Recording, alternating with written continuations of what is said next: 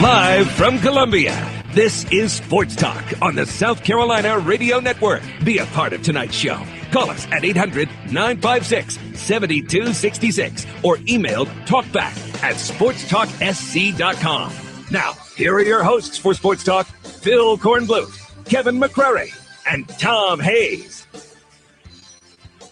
The players themselves will decide out here who becomes the starter. Several years ago, we started Connor Shaw up in Charlotte. Remember that? Of course, the local media said there's no way he'd ever be as good as Steven Garcia. I was very excited. I was just, during meetings and when we reported yesterday, I was just, had a big smile on my face, just, blessed to, be able to play the game again and just be out there with my teammates. Good evening, everyone. Welcome into Sports Talk, South Carolina Radio Network on a very busy Wednesday night, as you might expect. Steve Spurrier and Deshaun Watson getting things rolling for us tonight. Now, the one thing that we forgot to tell Spurrier when he made his comment after practice today about, hey, you remember we started Connor Shaw in that game in Charlotte? Yeah, the Gamecocks trailed 17-0 at halftime. And Steven Garcia had to come riding in off the bench to save their hides. But eventually Connor, became the man and went on to do great things in South Carolina.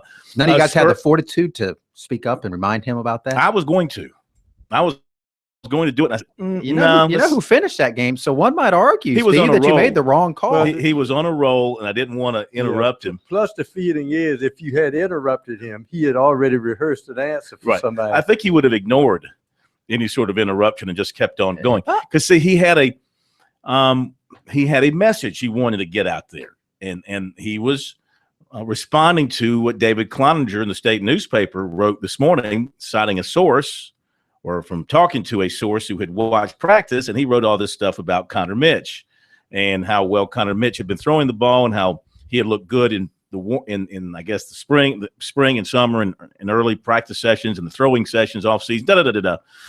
And Spurrier wanted to come out and say, the players will determine who starts by how they perform in practice, and as you'll hear him say, some guys are good practice players and lousy game players, and some guys are lousy practice players, but you turn the lights on, they become great players. So he had that little message on his mind that he was going to get out there. Yeah. And he did. Well, if anybody other than Connor Mitch wins that job, I think you better be a little nervous if you're South Carolina. It should be Connor Mitch's job to lose, and I think it is. And if he loses it, and you have a guy like Perry Orth, who just got a scholarship today, Michael Scarnecchia, who hasn't been the guy, and maybe he'll end up being the guy, but that I don't think you'd feel real good about. Or Lorenzo Nunez, who is a true freshman that just stepped foot on a college campus 2 weeks ago.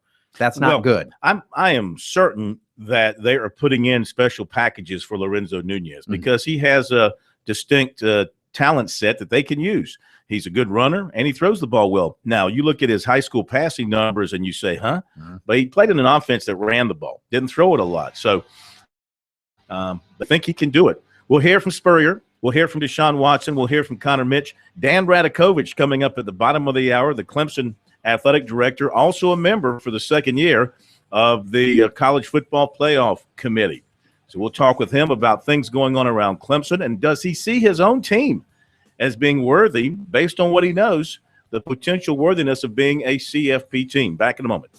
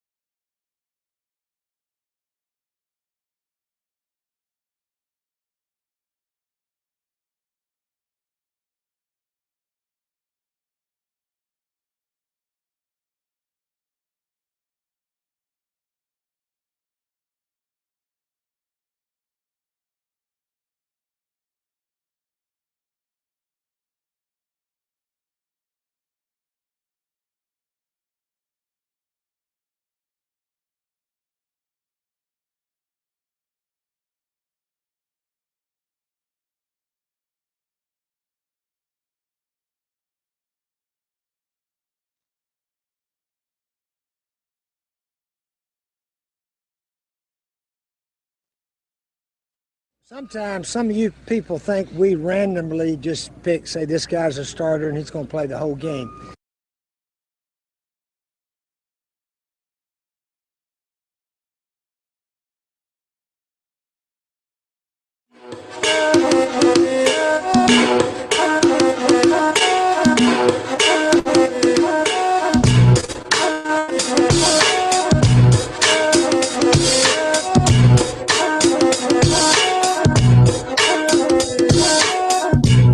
All right, a few notes for you here on this Wednesday night, and we're going to hear from USC coach Steve Spurrier. One note from USC practice today from Spurrier, that is that offensive lineman Brock Stadnick is going to miss the season with shoulder injury, surgery, and Spurrier said in his comments, and you'll hear it, that he would suggest to him that he graduates and transfers and tries to find a place where he can play because he feels like he'll be too far behind with the offensive linemen they have coming in. Sean Elliott told us today that he loves the young offensive linemen that they have in the program. College football playoff, and I'm sorry, not the college football playoff, but the Power 5 conference championship odds from the Bovada Sportsbook in Las Vegas. And how about this? They've updated their odds. And the odds to win the SEC East, South Carolina is now even with Georgia at 8-5. I don't know what they're basing that on. Maybe they're listening to Spurrier, and Spurrier hasn't really said anything negative about his team. Florida's 13-4. Missouri is 10-1. Tennessee's 14-1. Odds to win the West, Alabama is 5-7. Auburn's 4-1. LSU is 5-1. Ole Miss 9-1. Clemson is 2-1 to win the ACC championship game. Florida State Tech is 5-1. Big 12 championship, TCU is 8-5 favorite. Baylor is 5-2. Big 10 championship, it's Ohio State 1-3. Michigan State 15-2. Wisconsin 15-2. Former USC receiver Shaq Rowland, who was supposed to play at Prairie View A&M this season, is not going to be there. His former high school coach, Scott Early, told the state newspaper that things didn't work out for him at Prairie View A&M, and so he could end up at Winston-Salem State or West Georgia, but nothing has been settled for him. So this could be the end, a disappointing end to what could have been a fabulous college football career for a former Mr. Football in South Carolina. Sports Illustrated's preseason top 25. They have Ohio State 1, Auburn 2, TCU 3, Notre Dame 4, Alabama 5, Baylor 6. It's Michigan State 7, Southern Cal 8, Florida State 9, and Oregon 10, Georgia 11, and Clemson is 12. Then it's Ole Miss, UCLA, Arizona, Boise State, Arizona State, Stanford, Georgia Tech at 19, and Missouri at 20. Oklahoma, 21, followed by Arkansas, LSU, Wisconsin, and Mississippi State. Mississippi State in there at number 25 by Sports Illustrated. And let's see. K-Mac, you have anything you want to add from your dealings today? I think you hit all the high notes. Clemson basketball. We'll chat with him hopefully in the second hour. The Clemson basketball team today got a verbal commitment from a 6'6" shooter from Virginia, Scott Spencer, St. George, Virginia. 3-point shooting specialist, averaged 13 points per game. He commits to the Tigers, and we'll tell you more in recruiting. And then he does have a practice this evening, but he thinks around 7:45 we might be able to ring him up. Now, don't we have the preseason FCS rankings? And I think Coastal Carolina is 5th in those. Did you see those? Have not seen those preseason rankings. That was ESPN. I don't know whether they do their rankings, FCS. Well, I'm a sports network guy. And, of course, you know why. the number one team, of course, is the team that should be playing in one of the Power 5 conferences in North Dakota State because they own. You think they should be in a Power 5 conference? I mean, come on now. They own the you look at their sideline and they look like a FBS team. No wonder they own, what is they, 4 straight championships? 3 or 4. 3 or 4, yeah. And Gamecock fans that are looking forward to playing North Carolina at Bank of America Stadium, they might have an opportunity to to make a return trip to Charlotte in the near future. There's talk already that North Carolina and South Carolina can meet again in the 2017 season, and Spurrier on a conference call today to preview the game mentioned that he would like to play Duke, and there's been some talk about playing Duke in the future. Speaking of Spurrier, let's go to him right now. Here is Spurrier as he talked with the media this morning after the Gamecocks' second practice. Sometimes some of you people think we randomly just pick, say this guy's a starter and he's going to play the whole game. Eventually, all of us coaches have to say who goes out there first because somebody has to.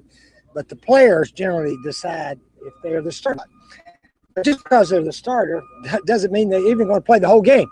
As coaches, and I've been doing this a long time, although some of you think maybe this is my first season. But anyway, as coaches, you also got to find out players that maybe practice very well, don't play well in the games, or don't practice very well and play super in the games. Danny Warfel, if you watched him in practice, his ball would wobble all over the place.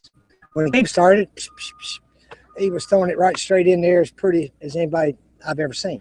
So you have to judge a lot of things, but the players themselves will decide out here who becomes the starter. Now, again, several years ago, we started Connor Shaw up in Charlotte. Remember that? And, of course, the local media said there's no way he'd ever be as good as Steven Garcia. Remember that guy that used to be here? No way he would ever be as good. Now Connor Shaw is considered maybe the best quarterback, winningest quarterback to ever play here. So as coaches, you know, it doesn't always matter who starts. Everybody's going to eventually get their chance. And then it works its way out the way they play. So I don't know what's going to happen this year. At receiver, quarterback, we got a lot of unknowns. So there's a good chance several people could play. Simple as that. Okay? Does that excite you that you got enough players? Well, that's just the way it is. That's just the way it is.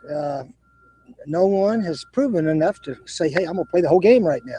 You know, obviously Dylan was in that situation. Connor Shaw was pretty much, although Dylan we thought was good enough to go in a few series here and there. But it'll work its way out, And again, just because a guy might have been a starter last year, he may not be a starter this year. He may get beaten out by a new player. That's just the way it goes. So if anybody wants to know my style of coaching, it is that you earn your way every year. Just because you started last year, that doesn't mean you're going to do it this year unless you're the best player. And that's what we do it. Just to let some of y'all know, okay? Mm-hmm. So it's up to the players, not the coaches so much. That's why we practice out here. There's some reports that Knoxville is transferring to Boston. I read that in the paper. Yeah, we wish him the best. He's a fine young man, graduated. He helped our GPA. Didn't play a lot, but he was a wonderful young man. Put a couple of guys on scholarship. Yeah, we put Perry Orth and Drew Williams, our snapper. Yeah, they both have earned it. They both had excellent summers working out. If you don't think the work out in the summer, those two guys are right with the best of them, and that was part of the reason. But they're going to contribute, and Drew's already been contributing, and we think Perry will contribute in the next several years. How'd your QBs look today? They all look pretty good. Lorenzo knows a lot more what to do than you would think for a true freshman, so that was encouraging. Steve, does he bring a completely different dynamic from the other three guys? A little bit. I would say so. He can run better than all of them. But and he's learning the offense too. He doesn't just take off. He stands in there and throws it. So he's a real quarterback. How do you about your offensive line, the guys who are going to play for you this year? Well, we don't know yet because we haven't scrimmaged much. Those young guys look pretty good. Some of those defensive linemen look pretty good also.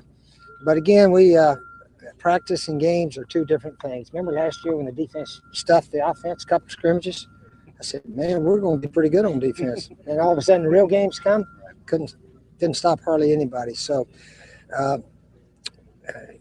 preseason is preseason. It's important, but the ball games are what's really important.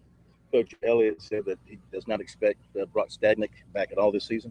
No, he has shoulder surgery, and I don't know if how much he'll play in the future. He may want to graduate and transfer and play somewhere, but he's going to be way behind these young guys we got here now.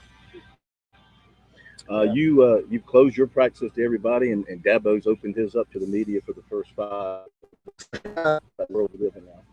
I don't know. The media? You mean he can open to the media and not the fans? That's right. I didn't know that was permissible. That must be. That's it.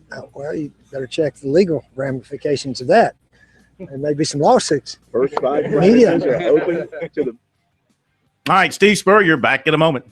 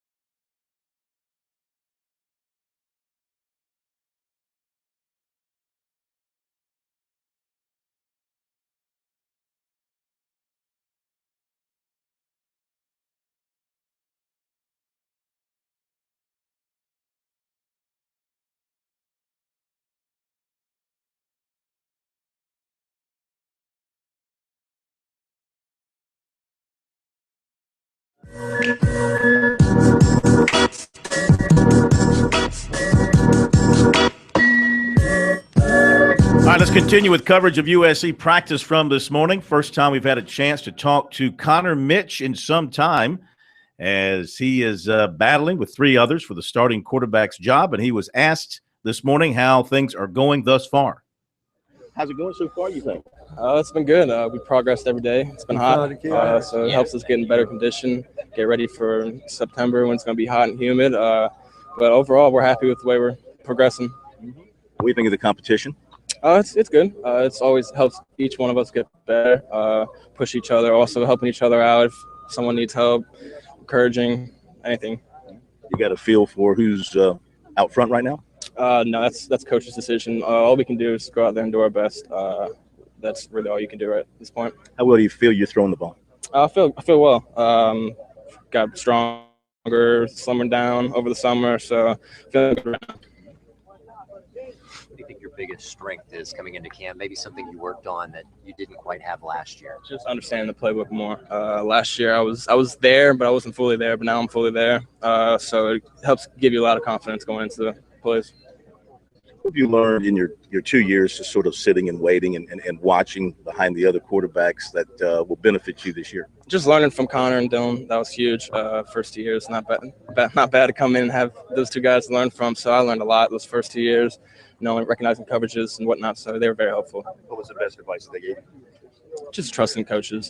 Just they know what they're talking about, and if sometimes you may not agree, but it's the right thing. They're always right, so just take what they're giving you. Connor, did Dylan talk to you a lot and during the season last year and to, point out things to you as the season was going along? Oh, yeah. Dylan took all of us underneath his wing because he was obviously the oldest one by far, so he just kind of just mentored us and taught us everything that we needed to know. Your career, your last 2 years, I think you threw for like over 5,000 yards, but people don't really know what to expect from you. So, I mean, what can you say that might alleviate some of those fears? Just I'm a competitor. Just love football. Just going out there and beating the other team. There's nothing better than that. So just going out there and just hopefully get the team. If I'm out there, just the same fire and passion. I had the prospect of you taking your first college shot in Charlotte, not far from your hometown, has got to excite you. Yeah, and kind of growing up near Chapel Hill, I know a lot of guys. It's friendly, so it's a lot of fun. Has the Spurrier been pretty hard on you over the times he's been able to see over the summer and in camp so far? I mean, giving you a lot of instruction and a lot of direction? Oh, no, he's kind of just pushing us. We're working out. He's coming in just telling us to work harder and get better each day. So there's nothing you can really ask for than that. A lot of different packages being installed with Nunez's talents and the other quarterbacks, and Cooper working him into. We're just kind of installing plays right now. We have a lot of new receivers. They're still learning the routes, but they're progressing every day, and it's getting a lot better. You can see it. How have you liked the tempo of practice this year? Oh, it's been a lot different. We have 2 huddles going all the time, so as you can tell, each quarterback is getting a lot of reps, including other positions. So it's very beneficial. Mentally, what's it like dealing with a competition like this? I mean, do you feel like every mistake's being charted and looked at every time you do something well? It's being charted and looked at. I mean, have you held up to all that? Oh, I mean, it's awesome. Everything's always been critiqued, even if you're not in competition, because coaches want you to get better. So you just got to take what they're giving you every day and learn from it. All right, Connor Mitch, back in a moment. Whew.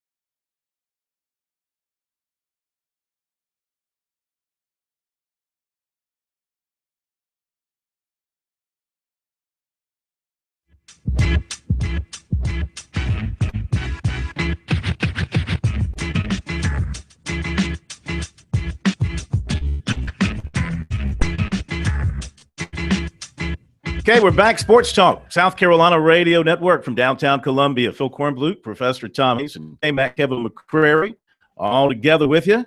Hope you've had a great day, survived some of the storms that have moved through the state, maybe still are moving through the state. And we're glad you're with us once again on this Wednesday night. Very busy show for you.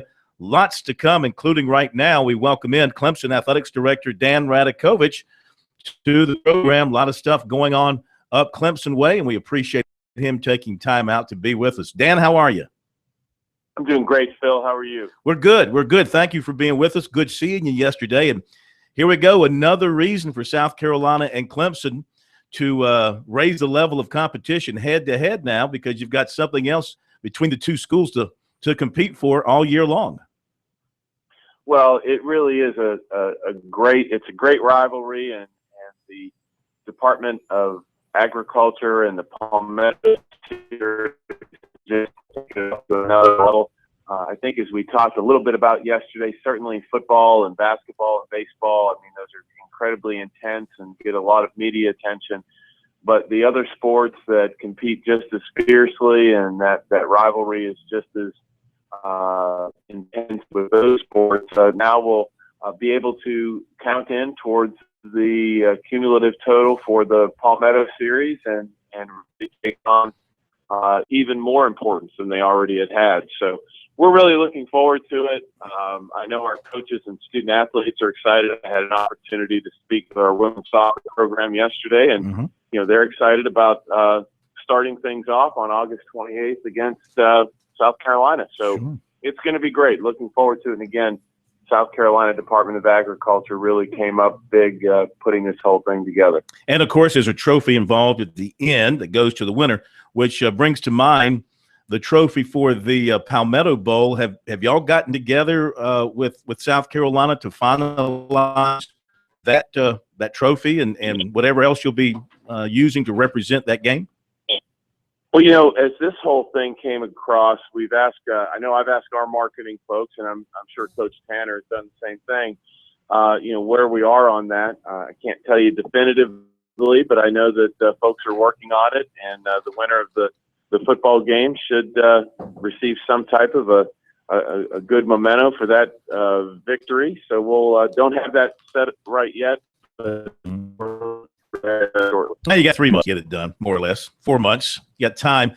Now, of course, you double as a member of the College Football Playoff Committee. You've got a meeting on Friday out there. You guys get back together. When I say guys, I mean men and women. You guys, everybody gets back together, starts talking about things. But I want to ask you this. Clemson, in a lot of minds, is a team that has the makings of a playoff team. You know what the committee looks for in a playoff team, not the record, of course, aside, but the other things that you guys discuss. So, I mean, your football team. If things go as planned, does this have the makings of a playoff squad that you see before you at Clemson? Well, certainly we have put together a schedule that allows us to have a representative group that we're playing against this year. That if we're successful, I'm sure that the schedule will be a positive for us. But you said it a little earlier. I mean, it's about the record. It's about winning games, and that is certainly the things that the committee looks at. Winning, your overall record, conference championships. Those types of things weigh heavily as it relates to inclusion in those 4 teams that are in the playoffs. So I think that there's a long runway to get to that point, but we're certainly excited about the team that Coach Sweeney has been able to pull together. The young men have worked very hard over the summer. There's a lot of excitement and anticipation with this football season. We've had record number of tickets sold, here at Memorial Stadium. So we're looking forward to it, and if things move the right way, Clemson should certainly have the opportunity to be in the discussion. How much construction is left to be done around the stadium as you look at the season opener coming up in about a month or so? How much will the fans will they be facing when it comes to getting to the stadium? Really don't think that the fans will have a whole lot of a problem getting to the stadium. The pedestrian bridge Oculus project will be functional and ready to go. There may be a few pieces there that need to get polished in those first couple of weeks of September, but the Oculus project will be done, will be finished. The bridge will be functional. People will be able to move from the south lower deck to the north lower deck. So that'll be a positive and be a great addition to the stadium. The Suite Club Seat project will be finished. Have no issues associated with that. Baseball project is just on its final phase. That should be done. And of course, in and around Little John Coliseum, there's an awful lot of demolition going on right now, but we've done our best in working with the contractor and our parking folks to make sure that that is a safe area. And most of the folks who have parked there for years will still be able to do so. So a lot of things going on campus, but we're going to make sure that for those 7 Saturdays, people have an easy time moving in and around and about the campus area. How do you feel going into the fall season about your teams in general, besides football? We've touched on that, but both of your soccer teams are nationally ranked going into the season. And overall, how do you feel about those sports programs starting your fall campaign? Well, certainly, as you mentioned, the 2 soccer teams being ranked in the top 25 preseason is awesome. The Coach Mike Noonan from the men and Eddie Radwanski for the women have built our programs up over the last 4 to 5 years. It's been a process for them, and now they're looking to reap some of the benefits of their patience and how they've been able to build their programs. Our volleyball program, new coach Hugh Hernsman joins us, and he's going to have a very, very young squad. He has, I think, I'm remembering this correctly, 5 freshmen that will be on the squad that may have significant time inside each and every volleyball match. So he is beginning that process of moving our volleyball program back to prominence, and we're looking forward to watching his progress. But certainly football and the 2 soccers are going to provide great excitement for our fans in and around this area this fall. It was good seeing Monty Lee yesterday, your new baseball coach. I think everybody thinks Monty's going to do a fabulous job, and the waters have calmed over the period of time here that the change is taking place from Jack Leggett to Monty, and his guys are working extremely hard. You can tell that. Any plans to honor Coach Leggett in any form or fashion next season or in future seasons? Certainly, we want to make sure that happens. Phil, we have not placed the timetable on that. We have a group here within the department working on that, as well as myself and other members of campus. So we're looking forward to do that, and we have to create the right opportunity at the right time to be able to do so. But Coach Leggett has meant a lot to Clemson baseball, and an honor, whatever that ends up being, will certainly be deserved. Dan, as always, we appreciate the time and enjoy your trip out to, I guess you guys are going back to Dallas for the CFP meeting? Actually, this one's in California, kind of a nod to those West Coasters this year, and we have to make sure that it gets back to the East Coast next year. So this mid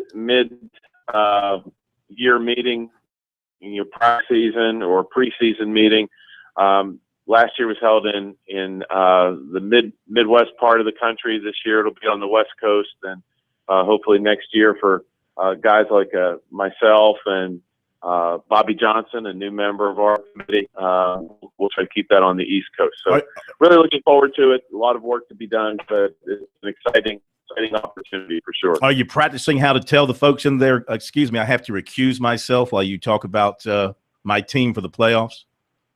That is really the goal. If I'm able to do that, that'll mean having a wonderful fall.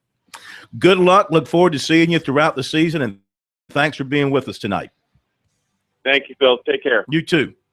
Dan Radakovich, all right, Clemson Athletic Director. So a lot of things, of course, happening up there with the construction. Good to hear that they're about done with the Oculus.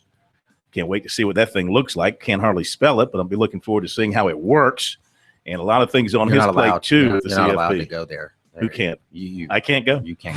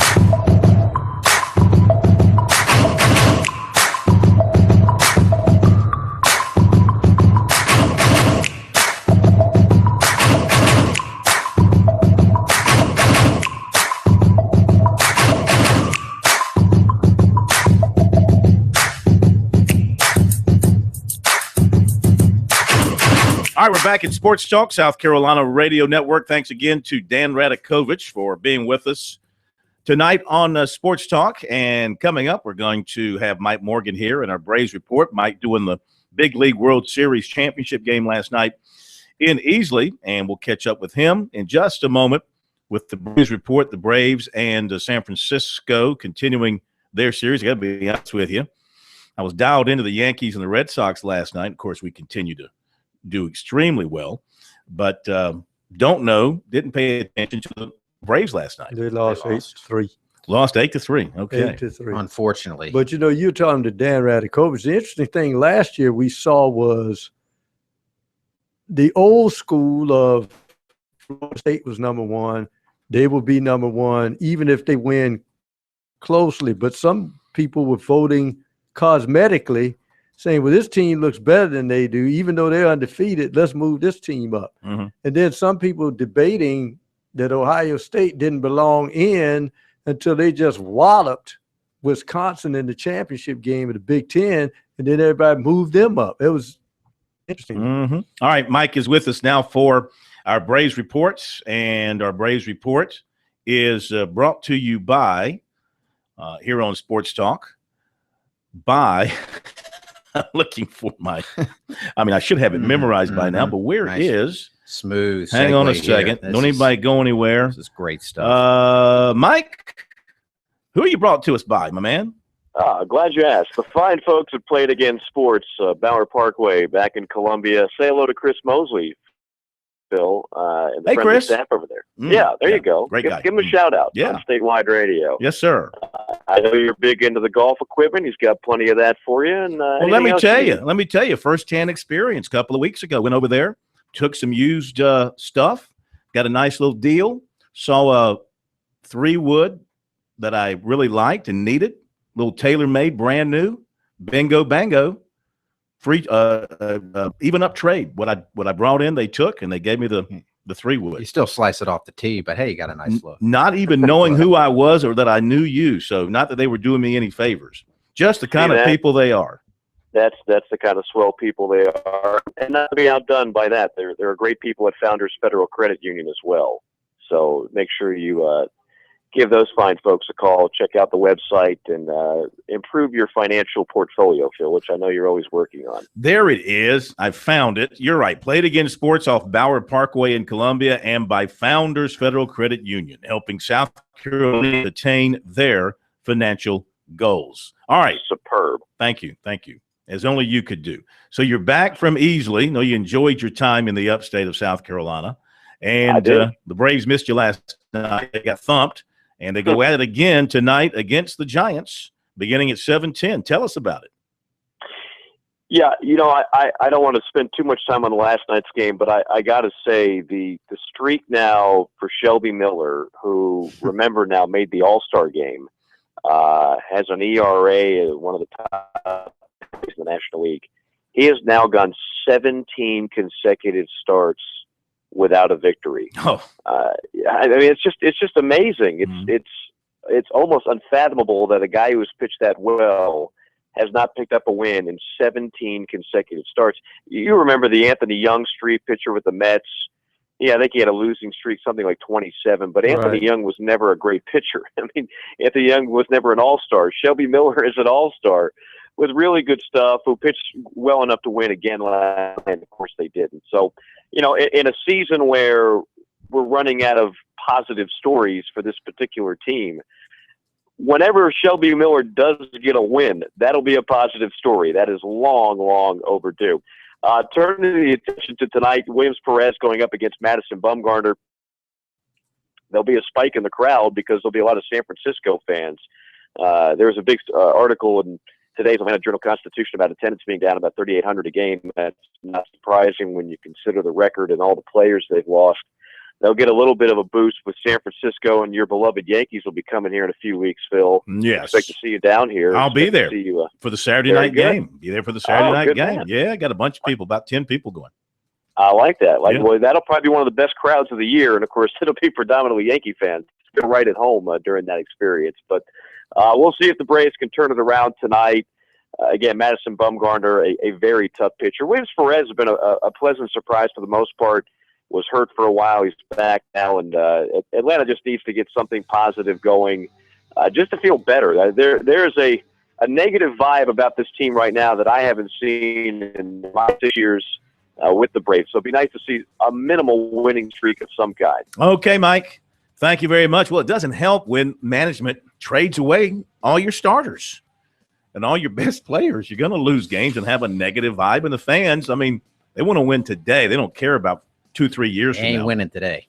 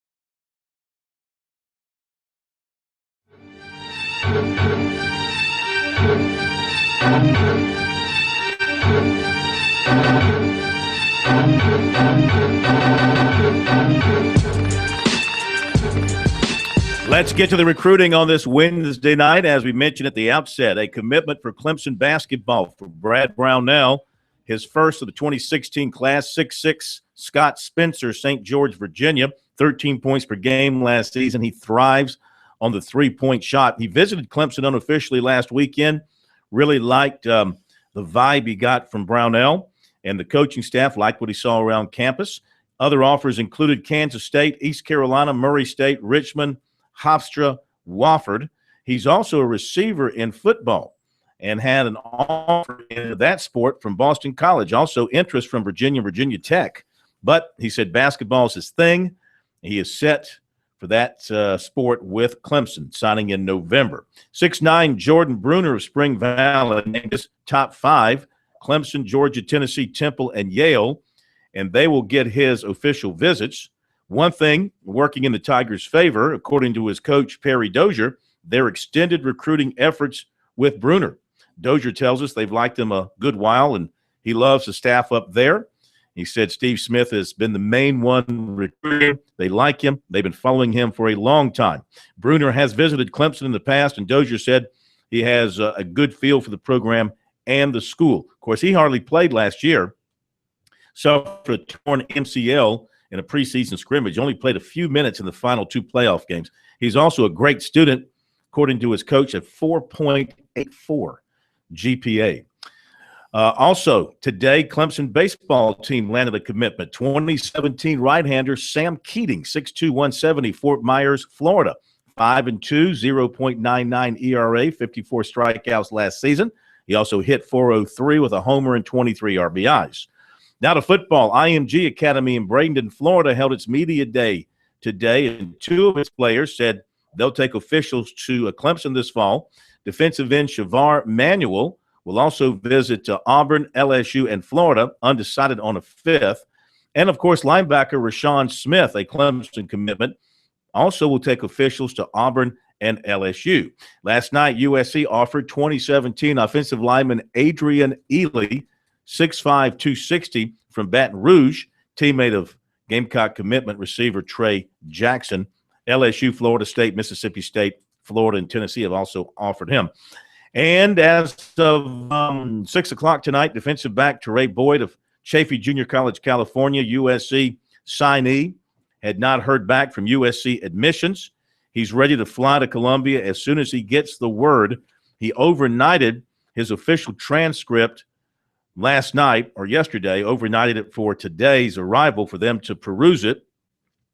And he's just waiting. They had to post his degree, which they did on Tuesday. And once he got the official transcripts and his degree, he sent it to USC. He's fully expecting to get the good word from South Carolina that he has been accepted.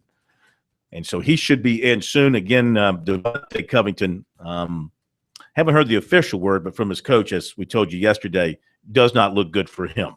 All right, that'll do it for recruiting. Check it out on Twitter, #STRecruiting, and on the website, and we'll be right back.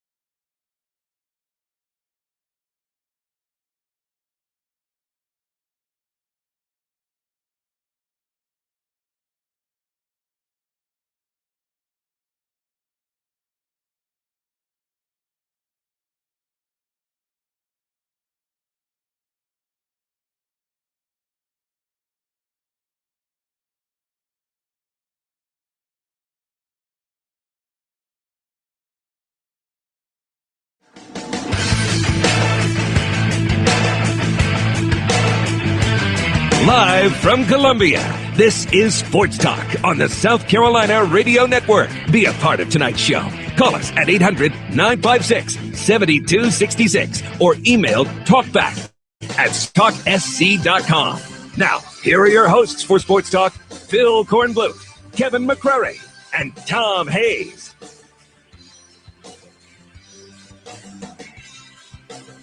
Welcome back in Sports Talk, South Carolina Radio Network here on a Wednesday night. We are still loaded up with some great stuff for you in this hour. Clemson basketball, still football. Let's try the other sport.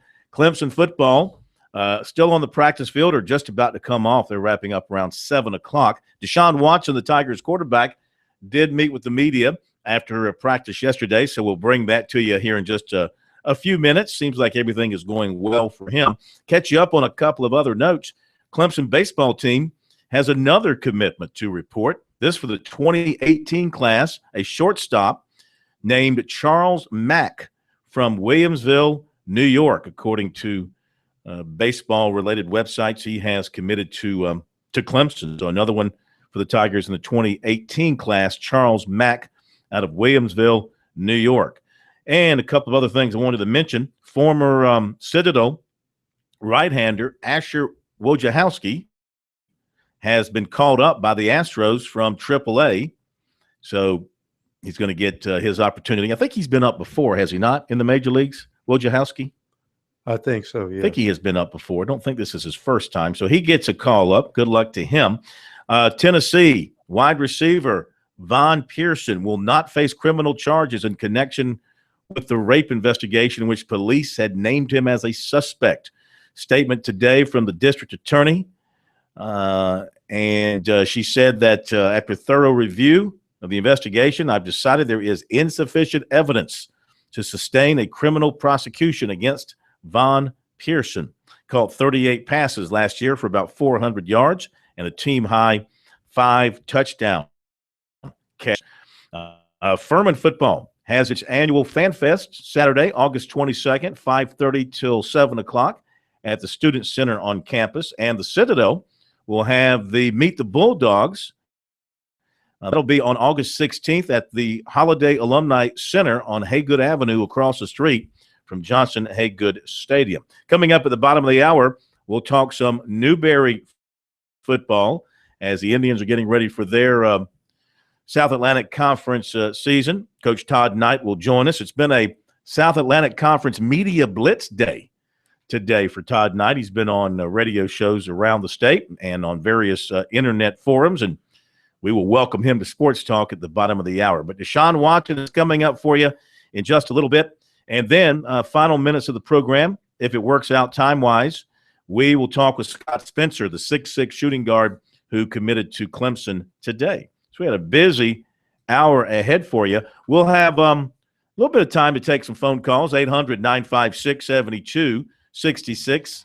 If you want to jump in after Deshaun Watson speaks, 800-956-7266. Our email, talkback@sportstalksc.com, and on Twitter address is @SportsTalkSC. Make sure you take the time to sign up for that and follow us on Twitter. And if you follow us on Twitter, then occasionally you get a chance to see some of our Periscope work on Twitter as well. Right back with Deshaun Watson.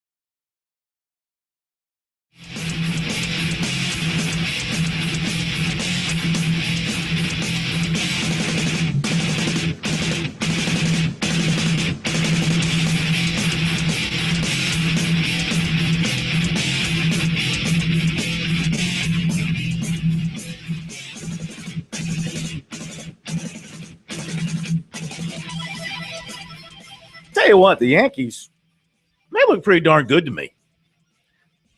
Playing the Red Sox and got a young guy we just called up to start for us tonight, making his major league debut. Good young talent in the organization. Really good team chemistry. Locker room seems to be very close, led by A-Rod and Teixeira. They got a bunch of guys having very solid years. Nobody is Teixeira is having a great power year, and his average is climbing, and Rodriguez is having just a surprise year in every aspect. He could end up hitting 300 with 30 home runs and nearly 100 RBIs before the season is over. Just having a bunch of guys having in good years, and probably because it's been a lot of fun to watch the Yankees this year. Probably because they hear the clock is ticking. Well, yeah, I mean, few of them are getting up there in age, but the Yankees have mixed in some younger players. They're young at short. They're young in the outfield, except for right field. Decently young at third base. Headley's not that old. Drew's not that old at second. He's had a weird year. I mean, he hits a lot of home runs, but he's been hitting for a low average, though he has picked it up here in the last week or so. So it's just been being a Yankee fan, it's just been a lot of fun watching the Yankees this year, which goes to show you. Overachieve, yeah. I mean, everybody picked them fourth in their division, and here they are leading it by 5.5 going into tonight's game. And overproduce. Which takes us to Clemson quarterback Deshaun Watson, where I don't know if it's humanly possible for him to meet the expectations that have been laid out for him by everybody. Play all the games. Well, but produce at an extremely high level, too. I mean, we're talking Heisman Trophy type level. People are already starting to talk about him along those lines. If the team wins big and he shows out, who knows if he'll be a factor in that race. But first and foremost for him, as you said, is to stay healthy and get a complete 12-game regular season schedule under his belt. We all know about the various injuries. He's had the shoulder, he's had the finger, and he's had the knee.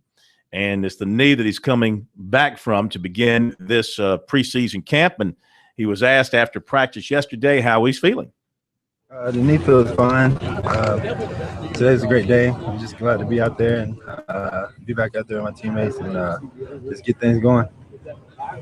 Is the brace coming from trouble at all, or just go play right through it, practice right through it? No, I don't even. Whenever I'm practicing or playing, I don't even really worry about the brace. It's just there for protection, and it's working so far. A lot of high expectations for the team and for you.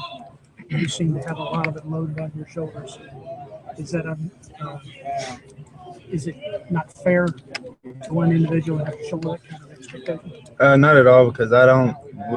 Me and the teammates don't really worry about other people's expectations. We know that each week we have a job, and right now we're worrying about the first day of practice, and tomorrow's going to be the second day. So I do my job, and everyone else do their job, and everything else take care of itself. So we don't really worry about everyone else's expectations. Would you say your knee is 100%?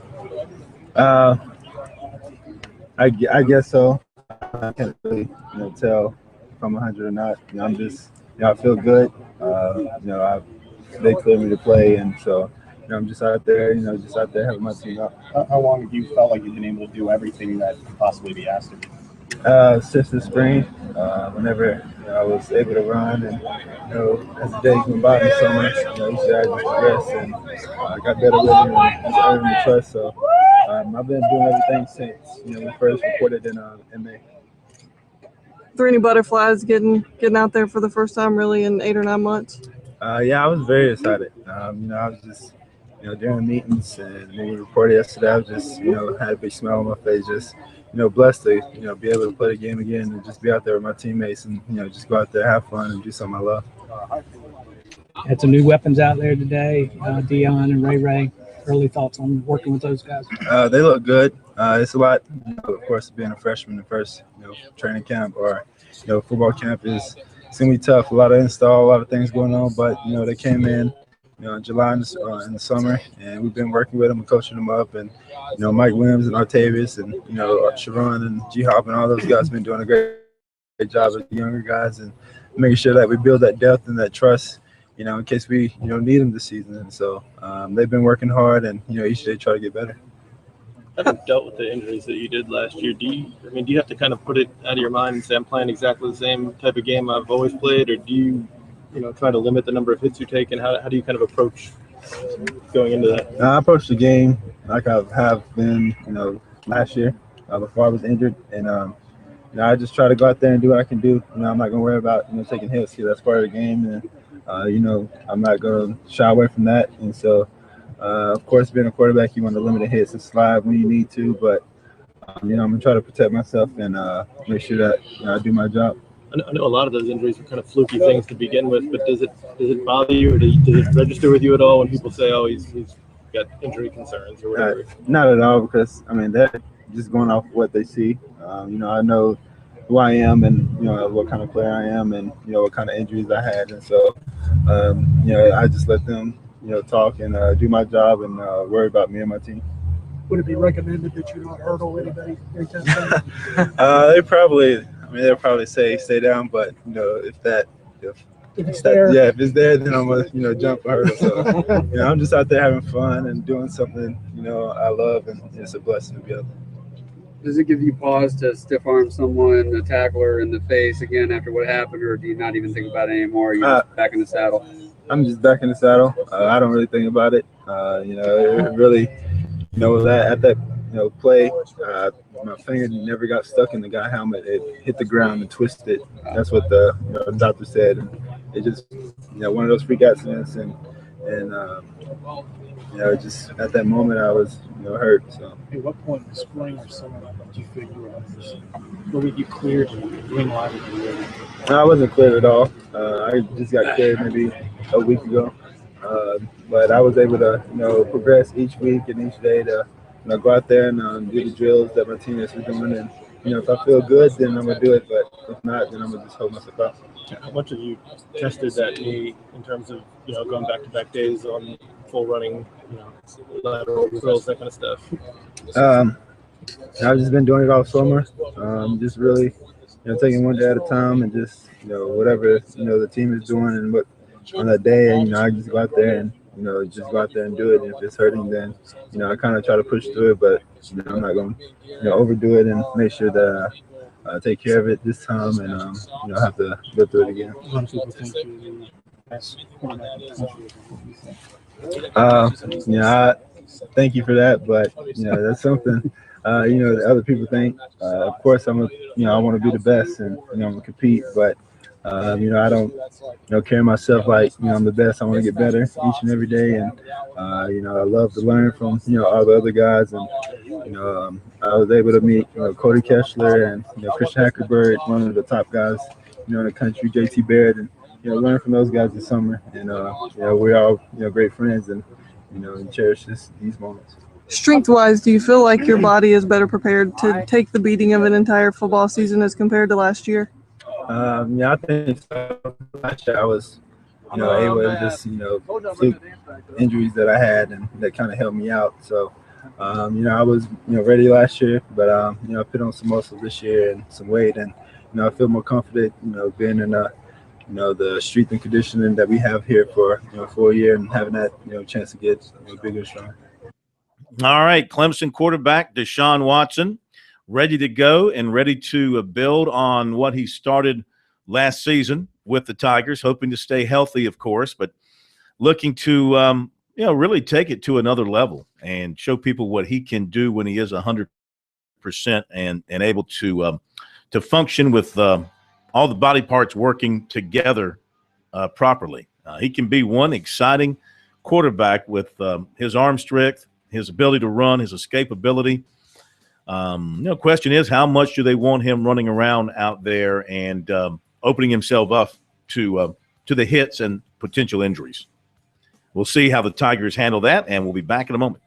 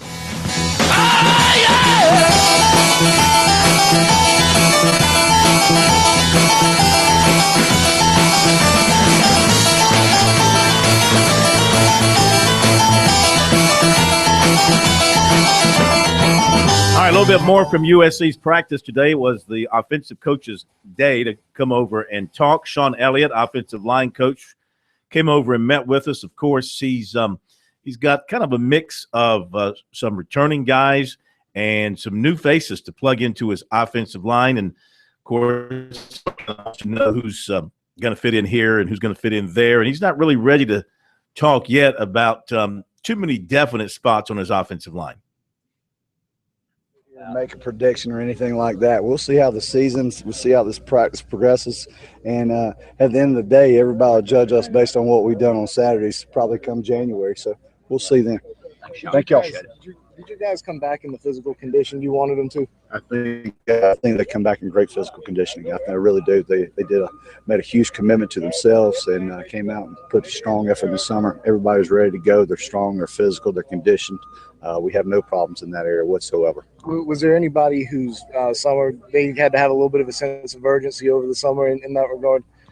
I think everybody has a sense of urgency, especially this past summer after the season we had. I think there was a sense of urgency in our entire football program. I know from my self-conditioning as well. So, yeah, there's a sense of urgency, and everyone had to have that, and I think they did. The tempo was a little bit different than it has been in your tempo.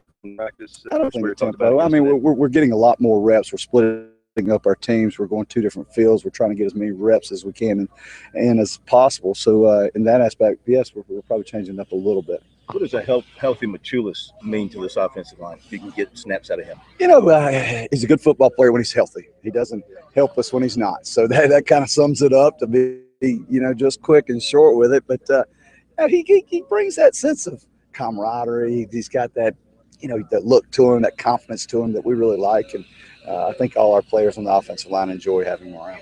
When you project getting Stadnick back, Brock? He will not be back this fall. He will not be back this fall. And you may check with our athletic training staff, but I'm pretty sure he will not be back this fall. Talk about the health, the 3 older guys out this spring. Are they all pretty much healthy and ready to go? As far as I know, there's no indications there's any physical or mental problems with it. Yeah. No, Coach Burry at the golf meet day mentioned that the center position would battle between Knott and Waldrop. How's that competition going right now? I mean, we're 2 days into it. I mean, what kind of competition have we had? We haven't even put on pads. So, yeah, that's not a whole lot of work. When you start putting on the pads and you get the real physical nature of the game coming out, then you start seeing who can do it and who can't. But it's going to be a good battle. They both played. They both started. We both won with them. So I expect it to go probably to the very end. What's your first 5 right now? I'm not going to mention that. We've got several guys who can go out there and play. We've got a lot of practice to get through, and we'll see where the chips fall and see who starts that first game a little bit further on in camp. Any of the freshmen step up here early on and really catch your eye? I won't mention any of the freshmen by name, but I will mention them as a group. I think they're one heck of a group. I think the sky's the limit for these guys. I'm so pleased with everything they've done, more so than I probably have in the last 6 years I've been here. I just love how eager all of them are. All right, Sean Elliott speaking very positively about his group over at USC after their practice today. Clemson's practice just wrapping up. We'll pass along some notes from that to you coming up as well. Todd Knight on the other side of the break from Newberry. We'll be right back.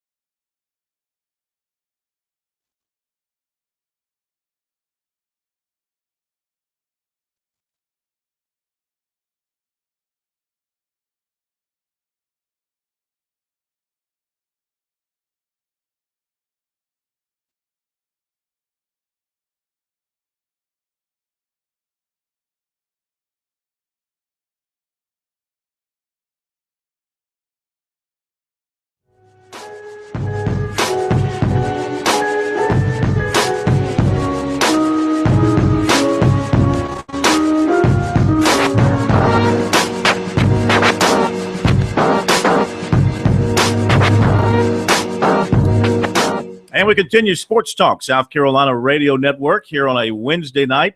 A lot of good stuff so far tonight. Dan Radakovich, Deshaun Watson, Steve Spurrier, Sean Elliott, and we continue on the program now with Newberry coach Todd Knight. Been a busy day for Coach Knight. South Atlantic Conference decided to stand up and be heard from this preseason by getting their coaches out and on radio shows and on the internet to promote their teams and their league. And Coach joins us now with the last show of the day for you, so you saved the best for last.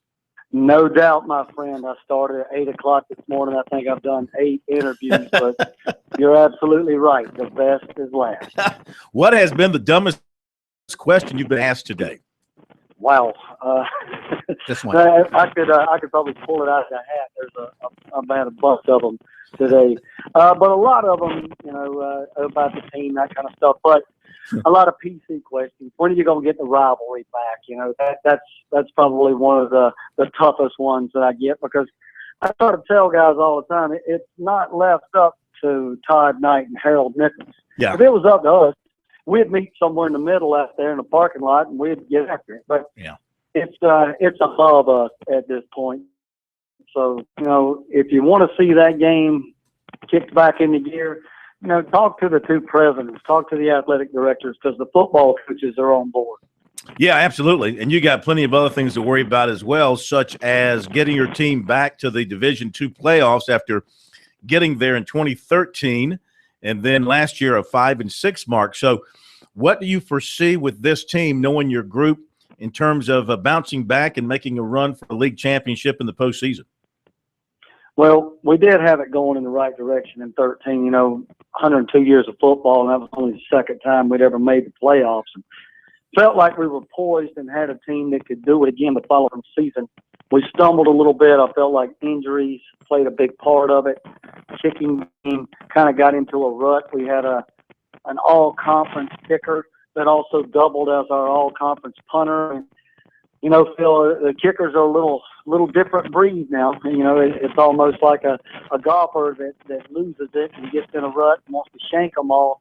It may take a while to work its way out, and it did for us last year in that category. But we've gone out and we've signed a couple of new faces, and our punter, who is a multiple all-conference guy, will be back. So special teams-wise, the long snappers and all-conference guy as well. So I feel like that's going to be a strong suit for us. But it's probably going to be a fresh face that's going to help us in the kicking game as far as field goals is concerned. And I think that's going to be a big key for us this upcoming year. And a lot of great returners coming back. We've got a lot of kids in preseason all-conference. But I think the key to that crowd right there for us, Phil, is, you hear coaches say things like this all the time.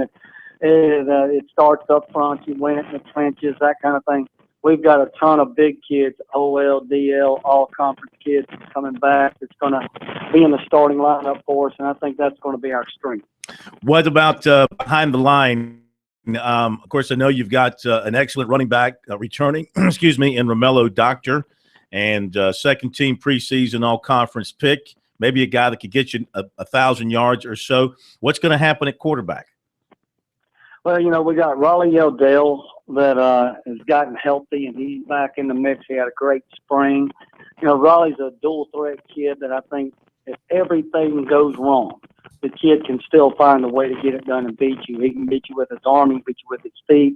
He's got a good mind for the game. Last year, we just had a problem keeping him healthy. The kid, he's not very big, Phil, but he's really athletic. Like an example, we're playing Carson Newman up here in the Berry, and we just exploded. We scored 32 points in the first quarter. Well, in the second quarter, this kid dives over the goal line. Nobody touches. Dives over the goal line, lands on his head, knocks himself out. Doesn't take another snap the rest of the year. Mm-hmm. So it was things like that. But the kid's back now. We've got other guys in place. Zach Blair is a kid of Burns fame and Gray Military that's in the mix at the quarterback spot. We also worked kind of a wildcat guy in the spring that matured throughout the spring. I think he can handle those duties as well. So I'm feeling good about the depth at the quarterback spot. We've got other guys waiting, and the future of it, I think, for the program is in good good hands. We've signed Nick Jones out of South Florence and Tommy Sanders out of Chester, who quarterbacked the North and the South squads at the All-Star game. Both of them team captains, and then Nick Jones wins MVP of the game. So I feel like that spot is going to be in good hands for the future. I think we've got the right guys in place for the upcoming season, but down the road, I really feel good about it. Also, you look at your special teams and your return games in really good hands with Kevin Miller. But can you get more out of him? That running back spot, can we? This guy was he was some sort of running back at Lexington High School. What's the chances of him emerging as a big time running back for you? Oh, you're going to see more of him this year. We tried him at several different spots last year. Probably spread the kid a little too thin. Probably need to get him back focusing on the tailback spot and return specialist, and leading the conference and punt return averages, and kid's just a phenomenal athlete. Averaged 21 yards in kickoff returns last year. The kid can get it done. Between he and Doctor and several other kids, Yeldell's going to have a couple of weapons, and he can distribute the ball around. Well, the good news about your schedule is you've got 6 home games.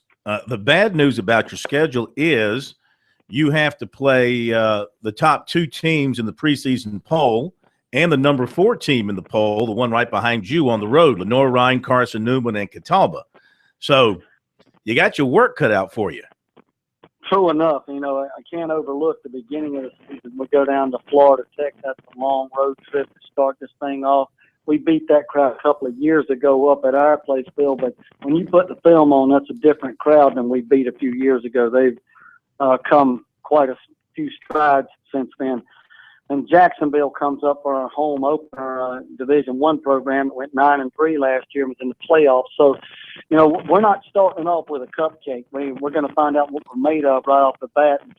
Like you said, when you get to conference play, the top 2 teams on the road, that's a tough schedule. I think we've got a really good crowd going to be here in camp, and we'll see what we're made of early. But I suspect when we start to hit conference play, this league is so close, Phil. You see it all the time. I think anybody can win on any given day in our league. It kind of reminds me of a small version of the SEC. We just all kind of beat each other up the way the SEC does, and then whoever's healthy enough to win it at the end's got a shot at the whole thing. Yeah, I think you're right. I mean, the South Atlantic Conference has long been considered one of the stalwarts in Division II. I mean, you look at what Carson-Newman's done over the years. You see what Lenoir-Rhyne did for a few years. Catawba has been good, and you guys have had your moments too. So, yeah, it's a very difficult league. That Jacksonville team, is that Jacksonville of Florida where Brad Edwards is the AD? Isn't that a coincidence? Yeah, okay, there you go. Guy runs off and leaves me, goes down there and signs us to a game. So I really appreciate him doing that for me. So, I'm going to have to have a long talk with him about that next time we get on the phone. Well, I hope he's paying you guys a nice guarantee or something, even though it's at your place. Well, I hope that's the case as well. So we'll just see when they come in town. Hopefully that'll be a big one, and the home crowd will pull us through. That's your home opener, September 12th. Coach, go rest that voice. My goodness. That's a lot of yakking. That is a lot of yakking. And we'll be there to see you here in a couple of weeks on our Palmetto Pigskin Tour. Absolutely. I look forward to you coming up to the Berry every year, Phil, and, you're giving us an opportunity to get back on and promote our kids and our program. And our guys look forward to that. You always take, 3 or 4 kids and let them get on the air. That's a special thing for our kids. They don't get that opportunity very often. So I appreciate you doing that. That's our pleasure. Our pleasure. And thanks for being with us, and we'll see you soon. Thanks, my friend. Thank you, sir. Coach Todd Knight, the Newberry Wolves. Yeah, and Brad Edwards is at George Mason now, but he signed that game before he left. When did he leave Jacksonville? About a year ago. Yeah, about a year. Did we know this? Yes, everybody's. Everybody it hasn't been knows a secret. We're not breaking news here. Edwards on the move. All right, thank you very much. Be right back.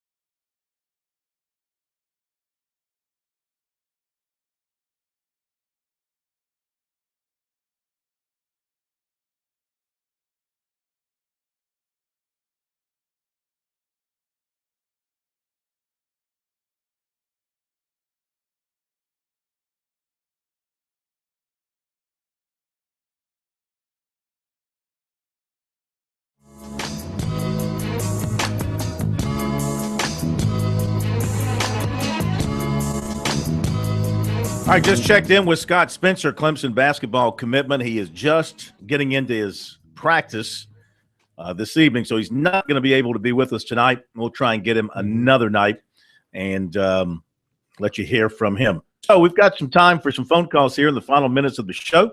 800-956-7266 is the phone number. Email talkback@sportstalksc.com. Let's see if we can get some notes to you here from the Clemson practice. But feel free to dial us up and drop a comment or question on us from anything you've heard tonight from over at USC and from Clemson as well. Be happy to we've actually got some Dabo available to us that we can grab it very quickly. K-Mac, you want to you can get with emailed? It is over here. I'll just show you where it is. So you'll know where to go get it. If you want to go get it. It hasn't posted yet. Yeah.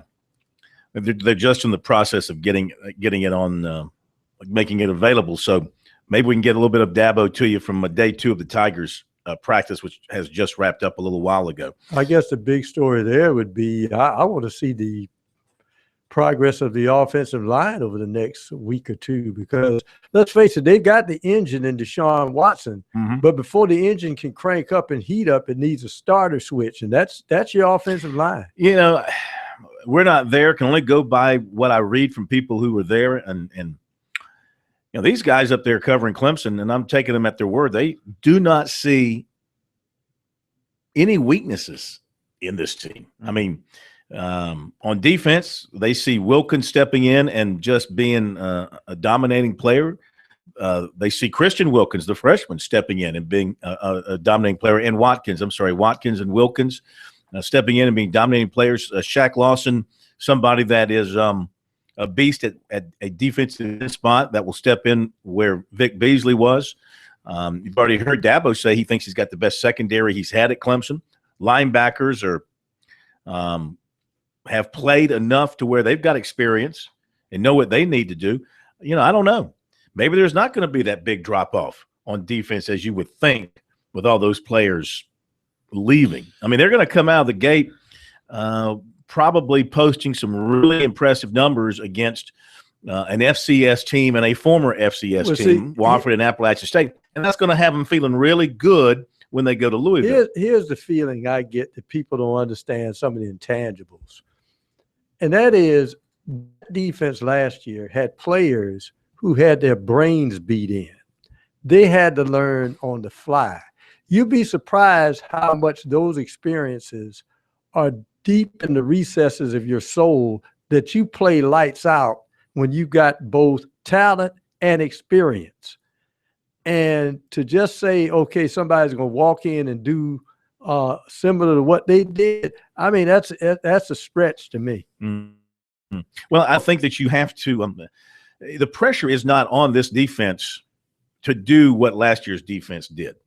Last year's defense had to be good because the offense was bad. You didn't know what the offense was going to be with Cole Stout and Deshaun Watson. And they kind of felt like, all right, you know, we've got to step up and carry the load on our shoulders. And by and large, they did. And, you know, really, what team there was one team that had one bad outing. That was North Carolina. North Carolina put a lot of points. Clemson won the game because their offense was outstanding. But North Carolina put a lot of yards and points on the Clemson defense. But, you know, outside of that, that defense was pretty solid pretty much the entire season. But wasn't that because they were playing a lot of players? Because North Carolina was putting up a lot of points because they were chasing points. They had a big lead, and it seems that Clemson led 22-7 at the half, and then the two teams played even 28-28 in the second half. But you know, North Carolina has a prolific offense, and against Clemson they had 478 yards, but Clemson had 528 yards that day. But their quarterback at North Carolina that particular day was very good. Marquise Williams, whom the Gamecocks will face, he was 24 of 38 for 345 and 4 touchdowns. Yeah, I mean, he's good. I mean, North Carolina has some weapons out there offensively, and Larry Fedora, that's where he makes an offensive play caller. And I've got to think that if he's watching last year's Gamecock tape, he's very excited to be facing that defense. And I bet you he's not even paying a bit of attention to it. You can't really new do coordinator, that. new players. Same with South Carolina. They can't really look at North Carolina's defense last year. You really have to throw last year out the window. These are different teams. Throw it out this window or this let's throw it out both windows. Well, you can throw North it Carolina's both, out that window. You can throw it out both windows if one team establishes a running game. You want to throw it out with North Carolina has proven running backs too. Elijah Hood. I worry about this matchup for South Carolina right now. And right North now, Carolina, if I had to pick tonight, I'd pick North Carolina. I might agree with you. We'll be right back. Get you some Dabo.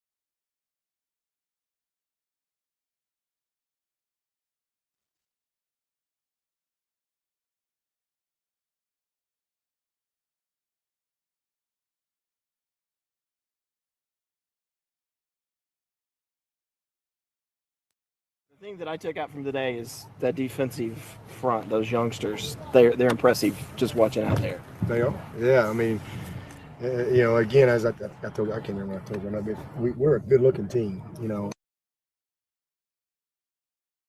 again, as I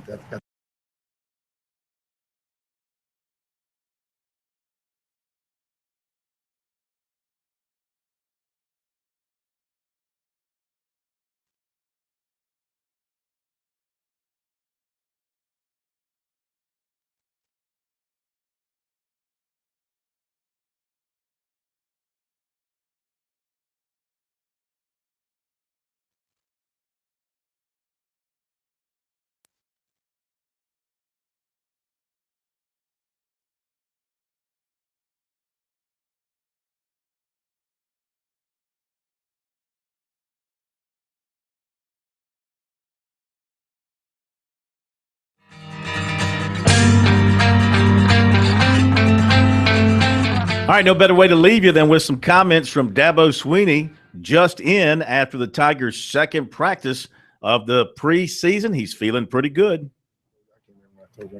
We're a good-looking team. If it was a beauty pageant, man, we'd be